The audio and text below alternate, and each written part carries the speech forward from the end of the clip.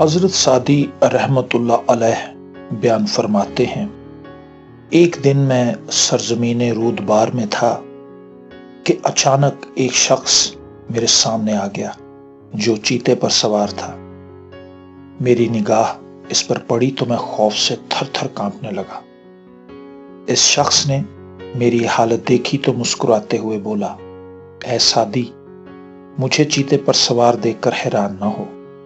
اگر تو بھی خلوص دل سے اللہ پاک کے حضور سر اطاعت جھکا دے اور اس کے احکامات کے مطابق زندگی گزارے تو تیرا حکم بھی کوئی نہ ٹالے گا۔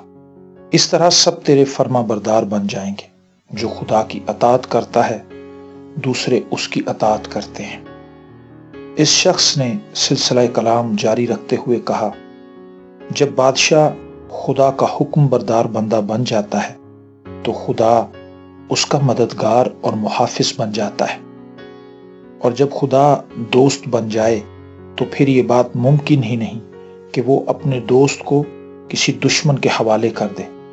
یاد رکھ، زندگی گزارنے کا یہی سب سے اچھا راستہ ہے۔